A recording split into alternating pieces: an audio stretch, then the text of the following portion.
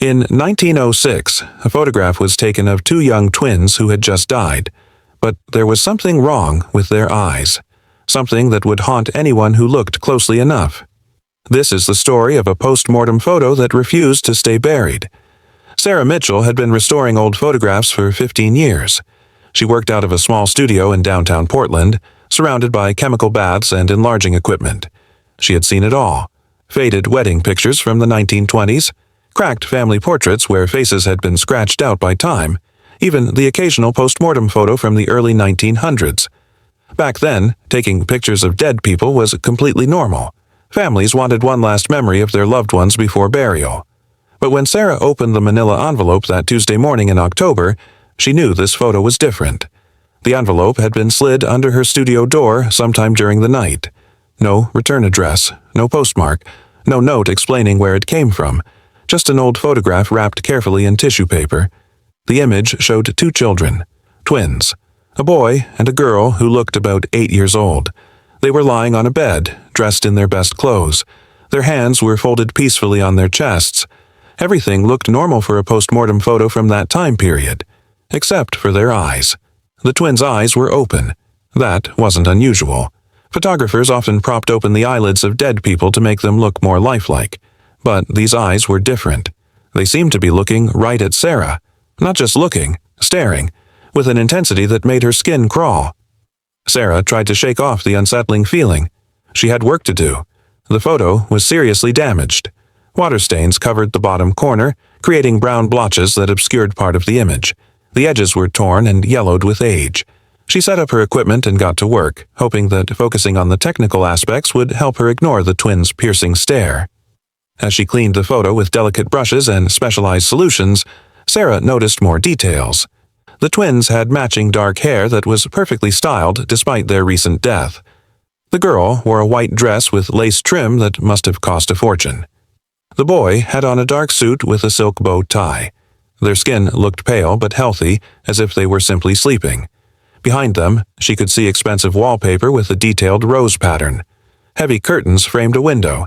This was clearly a wealthy family's home.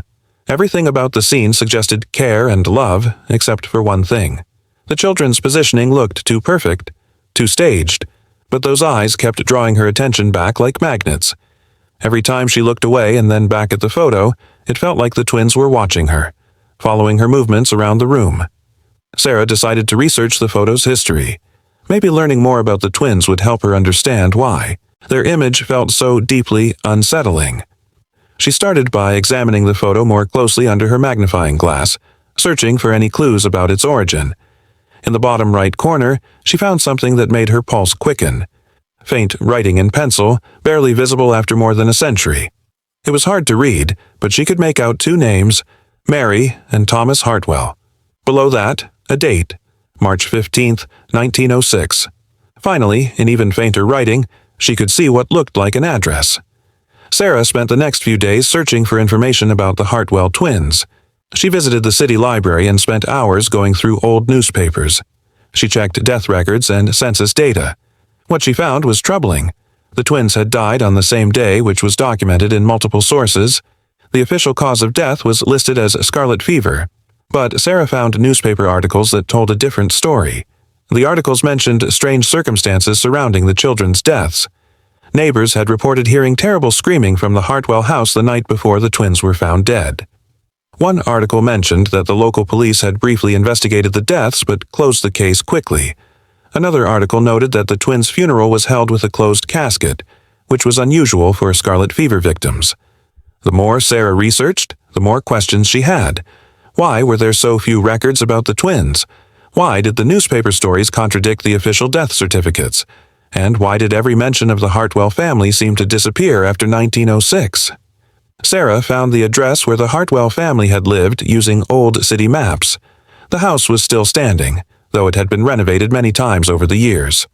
She decided to visit the current owners to see if they knew anything about the house's history. The elderly woman who answered the door introduced herself as Mrs. Helen Patterson. She had lived in the house for 30 years. When Sarah showed her the photograph, Mrs. Patterson's face went completely pale. Mrs. Patterson invited Sarah inside for tea, clearly shaken by seeing the photograph. She explained that she had heard disturbing stories about the house from previous owners. The twins who had died in 1906 were not the only children to meet a tragic end in that house. Over the years, several families had lost children while living there, always under mysterious circumstances. She told Sarah about families in the 1940s and 1960s who had lost children in unexplained ways.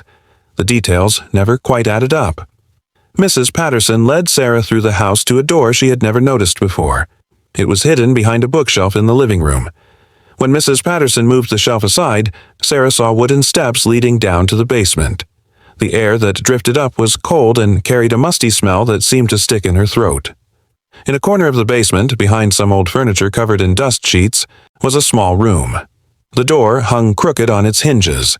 The wallpaper was faded and peeling, but Sarah could still make out the rose pattern. It was exactly the same wallpaper from the photograph. The same pattern, the same colors, even the same placement of the roses. Mrs. Patterson explained that this room had been sealed off for decades. Previous owners had opened it a few times over the years, but they always ended up boarding it back up within months. Strange things happened when the room was accessible. Cold spots would appear throughout the house. Unexplained sounds came from the basement at night. Footsteps, whispers, sometimes crying, and children in the house would have nightmares about two kids who wouldn't leave them alone. The children would wake up screaming about the twins who wanted to play but never spoke, the twins who stood at the foot of their beds and stared with empty eyes, the twins who got angry when the children tried to ignore them. Sarah felt a chill run down her spine as she stood in that basement room. The temperature felt at least 10 degrees colder than the rest of the house. She asked if she could take some photos of the room for her research. Mrs. Patterson agreed, but warned her to be very careful. The room had a way of affecting people who spent too much time in it. Some visitors had become obsessed with the space, returning again and again until their families had to intervene. That night, Sarah developed the photos she had taken in the basement room using traditional darkroom techniques. She preferred working with film for historical documentation. When she looked at the developed photographs under her desk lamp, her blood ran completely cold. In one of the pictures, she could see two faint figures standing in the corner where the old bed would have been. They looked exactly like the twins from the post-mortem photo, but these figures were standing upright. They were translucent, but clearly visible, and they were looking directly at the camera. Sarah went back to her research with new urgency and a growing sense of dread. She dug deeper into the Hartwell family's history, searching through archives she had never explored before. She contacted other historians and genealogists. She even hired a private investigator who specialized in historical cold cases. What she found made her wish she had never seen that photograph. The twins' father, Edmund Hartwell, had been investigated for child abuse several times by local authorities. Neighbors had reported seeing fresh bruises on the children when they played outside. Teachers at the private school Mary and Thomas attended had noted that the twins were often hungry and seemed terrified to go home at the end of the day. One teacher had written a letter to Child Welfare Services expressing concern about the children's well-being. But Edmund Hartwell was a wealthy businessman with powerful connections throughout the city. He owned several factories and employed hundreds of people. He donated generously to the police department and local politicians. The investigations never went anywhere.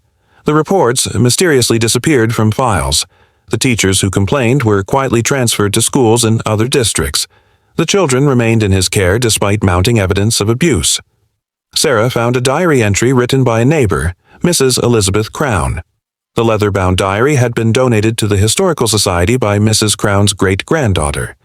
The entry was dated March 14, 1906, exactly one day before the twins died. Mrs. Crown wrote about hearing terrible screaming from the Hartwell house that went on for hours. She described seeing Edmund carrying something heavy down to the basement in the middle of the night. She wrote that she considered calling the police but was afraid of Edmund's influence in the community. The next morning, the twins were found dead in their beds by the family's housekeeper. The doctor who examined them was Dr. William Morse, who happened to owe Edmund Hartwell a significant amount of money from gambling debts. Dr. Morse was paid very well to list scarlet fever as the cause of death and to sign the death certificates without asking questions. But Mrs. Crown's diary told a different story. She believed Edmund had killed his children in the basement and then posed their bodies to look peaceful. Sarah realized she had uncovered the horrible truth about the photograph. It wasn't just a post-mortem image documenting the twins' deaths. It was evidence of a crime that had been covered up for over a century. The twins' eyes weren't staring because of some photographic trick or chemical accident. They were trying to tell their story. They were trying to show the world what had really happened to them in that basement room. But Sarah's discovery came with a terrifying price. Strange things started happening in her own home almost immediately. She would wake up in the middle of the night feeling like someone was watching her from the corners of her bedroom. Cold spots appeared in rooms where she kept the photograph. Her normally friendly dog started barking at empty spaces and refused to go anywhere near her office. Sarah tried to ignore the signs at first. She told herself it was just her imagination. But the occurrences became more frequent and more intense. She would find her equipment moved around in the morning. Lights would flicker when she worked on the photo. And sometimes, late at night, she could swear she heard children's voices whispering in the walls. The breaking point came when Sarah found handprints on her bathroom mirror. Small handprints, the size that would belong to 8-year-old children. Sarah knew she had to do something about the photograph. She couldn't just ignore it anymore. The twins were trying to communicate with her, but their presence was becoming dangerous. She needed to find a way to help them rest in peace. Sarah returned to Mrs. Patterson's house with a plan. She wanted to hold some kind of memorial service for the twins in the basement room where they had likely died. Maybe acknowledging their suffering would give them the peace they had been seeking for over a century. Mrs. Patterson was hesitant but agreed to help. Together, they cleaned out the small basement room. They brought flowers and candles. Sarah placed the photograph on a small table in the center of the room. As soon as Sarah set the photo down, the temperature in the room dropped dramatically. The candles flickered but didn't go out. Both women could feel a presence in the room with them. Sarah spoke aloud to the twins. She told them that she knew what had happened to them. She acknowledged their suffering and promised that their story would not be forgotten. She explained that she would make sure people knew the truth about their deaths. For a moment, nothing happened. Then, slowly, the cold feeling in the room began to fade. The candle flames grew steady. Sarah felt a sense of peace wash over her. But when she looked down at the photograph, she gasped. The twins' eyes had changed. They were no longer staring directly at the camera. Instead, they looked peaceful. Truly peaceful. For the first time in over 100 years. Sarah carefully picked up the photograph. She could feel that something fundamental had changed. The image no longer felt threatening or haunting. The twins had finally been heard. Sarah kept her promise to the twins. She wrote articles about their story. She contacted historians and genealogists. She made sure that the truth about Edmund Hartwell and his children became part of the public record. The photograph now sits in a climate-controlled display case at the local historical society. Visitors can read the full story of Mary and Thomas Hartwell. Their deaths are no longer a secret. Their suffering is no longer hidden. But Sarah learned something important from her experience with the twins. Some photographs are more than just images. They are windows into the past. And sometimes the past has something very important to say. The next time you look at an old photograph, pay attention to the eyes. Really look at them. Because you never know what story they might be trying to tell you, what secrets they might be keeping, what truths they might be desperate to share. History has a way of burying uncomfortable facts, but the truth has a way of fighting back. Sometimes it takes decades. Sometimes it takes more than a century. But eventually the truth finds a way to surface. And when it does, we have a choice. We can look away and pretend we don't see it. Or we can listen. We can acknowledge what happened. We can make sure the story is told. Mary and Thomas Hartwell waited over 100 years for someone to hear their story. Their photograph refused to let their truth be buried forever. And in the end, their patience was rewarded. What do you think? Have you ever seen an old photograph that gave you chills? Have you ever felt like someone in a picture was trying to communicate with you? Let me know in the comments below. And if you enjoyed this story, don't forget to hit that like button and subscribe for more mysterious tales from history. Until next time, keep looking closely at the world around you. You never know what secrets might be hiding in plain sight.